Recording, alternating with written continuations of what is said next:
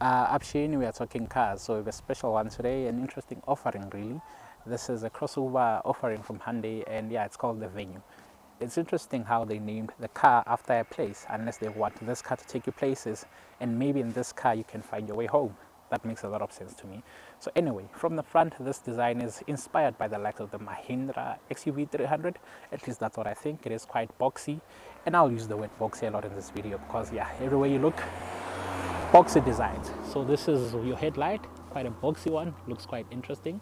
This is your dynamic indicator. Well, I call it dynamic because it looks really flamboyant. And yeah, nothing on this edge, just a nice pattern. I like the color patterns that I used, you know, on this bottom lip. Looks quite interesting. The grille is really gigantic, reminds me of that of the Santa Fe. And yeah, I don't really like the finish that they went for because this is what's the opposite of gloss? That, yeah, so I think this would have been better if it was in a gloss black finish, but otherwise looks really good. It looks really pronounced, and yeah, it is quite a dynamic AG offering, so it easily will challenge the likes of the CX3 and the T-Cross. You know, it reminds me of that as well. It competes with that too. So let's really delve deep into it and let's break it down. Okay, now this is what your car looks like from the side. This is a side profile and overview. So from the front, you can really see how curved and bulky it is on this area. So yes, the design team really took their time in making this car the best crossover they possibly could. So you get a bit of cladding on this end. And yeah, let's just start with these wheels. These are 14 inches in size and they're quite thick. So I like that for your off-roading adventures. And that helps with this side cladding as well. So this will protect your paint. Now this particular one, you get a side mounted indicator. It's not housed on your mirror caps or anything like that. So there is a design line running through from this end all the way to the back. It really does make it a lot more pronounced. And yeah, let's quickly step over to the rear section. So yeah, notice the design. It looks a bit small in dimension, but it is quite spacious on the inside. So from the rear section of the car, I like how boxy it is. So I think these remind me of that of the Polo. So maybe that's where the inspiration comes from. I don't know. I like how this is nicely designed and matches the reverse camera. Speaking of this end, I like how on the diffuser, man, there is a bit of a pattern going on, which looks really nice and it is quite good. So the black finish and the silver color on the diffuser looks nice. Yeah, so you get a pronounced Venue scripting on this end and the 1 liter to remind you that you got power. Now let's open the boot area. You can either do so by pressing on your key. This is what your key looks like, by the way. You can either press and hold or pop it open from there. And voila. Okay, this is quite interesting. It is quite big. I didn't expect this. It is quite spacious for my liking, so that's really good. I can see a few omissions though, so I can't really see where you can hang your shopping bag anywhere here. There is no net or anything like that, but at least we get a light. So yeah, there is light at the end of the tunnel. The seats, this opens as a bench, unfortunately, so no 60-40 split, and yeah, no mounting points whatsoever. But hey, this is an entry-level crossover, so well, yeah, I won't be too harsh. Now underneath you get a fully sized spare wheel, which is just amazing. I couldn't ask for anything more than that, and your tools are housed inside it, of course. Let's now do the interior. And now for your interior overview, this is where things get a lot more interesting. So you get like really hard plastics used throughout. Nothing is softly padded on this end, including this part over there. You get electronic mirror controls over there, and yeah, electronic mirrors throughout. So yeah, that's it. There is no speaker cutout on this end. I like the finish on this, but it's a bit scratchy. Yeah, there's a bit of there are micro scratches on this end, but nothing to really complain about. There is a decent enough storage area on this part, and this is where you can store your bottle. There is a speaker cutout on that end. Now, interior overview, interesting. So yeah, you can see there's a lot of space between the seat and the floor, so this means it will give you that high driving position. The seat itself on this particular one, you need to adjust it manually over there and over there, you know. So yeah, Venue mats, well, original ones. This is obviously aftermarket, and these have really worn out fairly. They are still quite fresh, to be honest. So yeah, you get this two-tone feel where the inside has a few patterns and feels a lot more different, and then yeah, the outside feels quite different as well. So let me quickly step inside. As for the interior overview, so this is what it looks like. The seats feel quite comfortable, and then your beautiful Hyundai steering wheel, you know. So this is where you can control your media system. In fact, radio, let's call it that, because I really hate this. I don't like this at all. I like, why even make it? Why even bother, to be honest, you know? So anyway, I would have appreciated a screen, which you get with the Fluid and the Glide, which are the top of the range ones. But yeah, apart from that, a decent enough area. It looks quite good, nicely designed. The feel will really stand the test of time, so these are not scratching anyway. And yeah, just like how the boxy design feel still is, theme is still going on, so I really like that. There's a bit of a space on this end, and yeah, your glove box, even though it's not really padded, but I'm not really complaining, it offers you a decent enough room inside there. As for your air conditioning system or unit, this is what it looks like. So yeah, quite solid buttons, fair sounds, yeah, quality, okay, not really gonna complain, but it's there. And then this end, so the plastic looks a bit rubberized, but it actually is not. So you can notice that a few omissions were made here. You get a USB, a normal one, and a 12-volt power supply. So on this end, you get a 7-speed DCT shifter with an opening here for a few coins, and these non-adaptive cup holders. Yeah, a nice enough, a decent enough center armrest. I like that. And then when you open it, decent enough space in there, so you can really put those items inside. So yeah, your steering wheel can also be adjusted to go up and down, but not really in and out, you know, so only up and down. And I think that's quite fair, you know, it's not too bad. This is what your digital cluster looks like, which you can obviously operate slightly on this end. You get an option to turn off your traction control on this end and to adjust the brightness of your instrumentation. Now let's now go through to the rear. Now for the rear section of the car, so yeah, same material as the front. We're not really expecting anything to change. So still had plastics throughout. You get an electronic mirror control and space for your bottle. A speaker cutout is over there, and yeah, that's pretty much it. Now on the inside, leg room, it looks a bit to be on the slim side of things, but we'll get in there and test it out properly. The seats, yeah, looks quite good, feels quite comfortable, slightly hard on this end. Yeah, slightly hard on this end compared to here, but I'll sit there and let you know. So yeah, this is the bench, as I can refer to it, because it doesn't open in a 60/40 split. There is no center armrest on this one. And yeah, you get a third passenger gets a lap belt. So yeah, that's my only gripe. But hey, it's nice to have isofix anchor points for the rear parts. Now, let me quickly step in. All right. Okay, my leg room is not bad, to be honest. A bit on the tight side of things, but I'm really comfortable. Headroom though, headroom is more than plenty. It's good. It's really good for the segment. There are no rear mounted air vents or controls for the rear passengers. There is no USB slot or 12-volt power supply, so that's a bit disappointing. Behind this seat, there is a storage compartment, but nothing for the driver's seat. And yeah, let's go through to the driving impressions. Driving impressions of the Hyundai Venue. So power is sent to the front wheels via 7-speed DCT.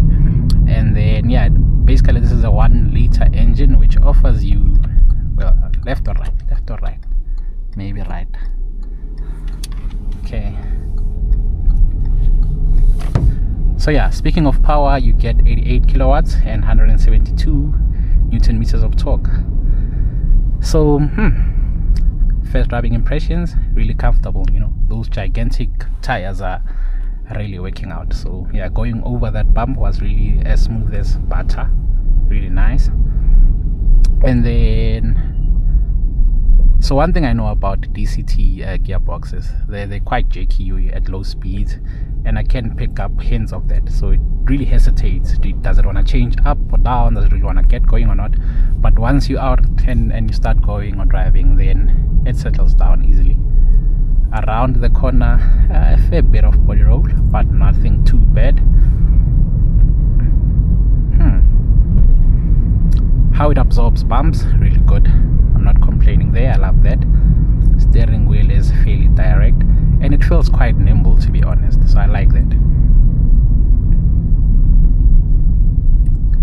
brakes are sharp, ride quality over these bumps, amazing. It's like we are driving on clouds or something. And how does the gearbox change? You know, it feels quite seamless so far. So when it upshifts and downshifts, really smooth, not complaining. Yeah, so let's get interesting. So it is a bit risky, but in a different manner, and I expected a lot more fireworks, and I'm not disappointed, because this reminds me of the likes of the 1-liter Ford EcoBoost engine, which is really fast. So you know, it gets up and gets going easily. You get up to speed quite fast, but it gets a bit noisy. And we have a twin over there. This should be the top of the range Glide, yeah, or limited edition. Yeah, that has to be the limited edition. So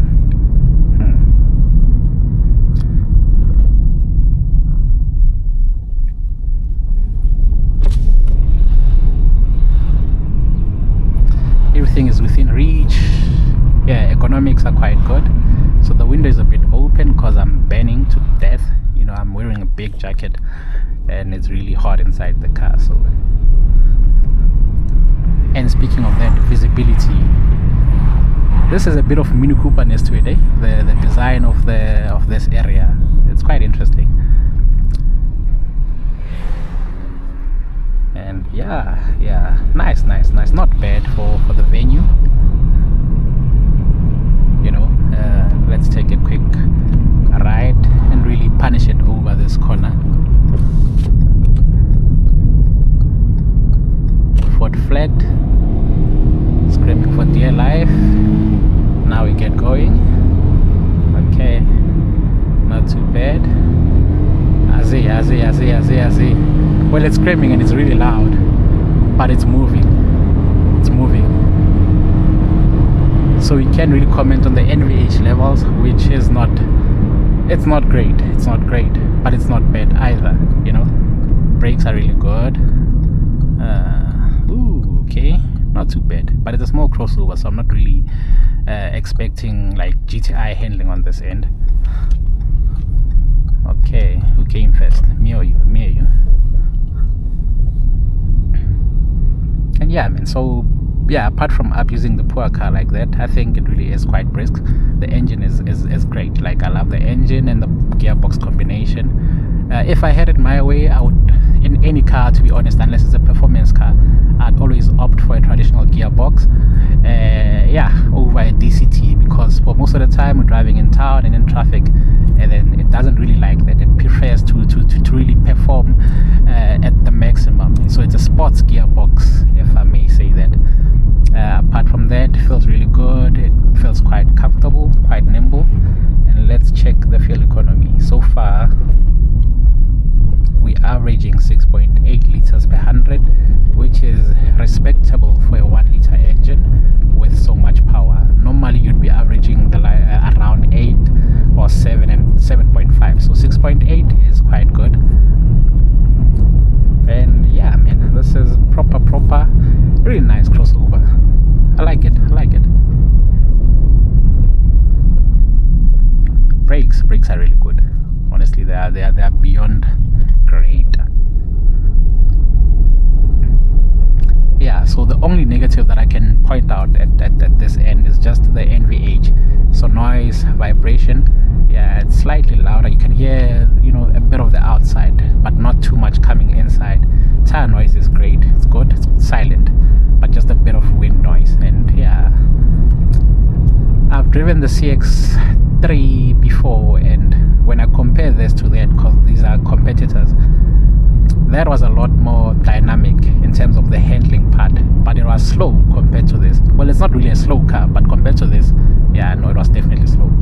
So I think that's maybe where you need to really pick your struggle. Do you want the power, or do you want to handle and go slow? You tell me. And yeah. So this is it for our driving impressions. Thank you so much for watching. Please like and please subscribe. Sharp. In closing, this is a 1-liter motion. Personally, I would skip past the motion and try and get into a Glide. If not, maybe a fluid. Why? Because I want the higher spec. I want niceties such as your infotainment screen with Apple CarPlay and Android Auto. I do want a bit of cruise control. I do want a better sound system. I do want part leather or leather seats and things like that. So as you go up the range, that's what you now benefit from. So I found a 1 liter Glide for 269,900 rand. That equated to 4,973 rand. That's where I would spend my money. If I am lucky and I can push it beyond that, then obviously I would. And yeah, so in terms of the engine choices, it's really simple. If you want to save fuel and not go too fast, opt for the 1.2. It'll likely last you longer and give you less issues.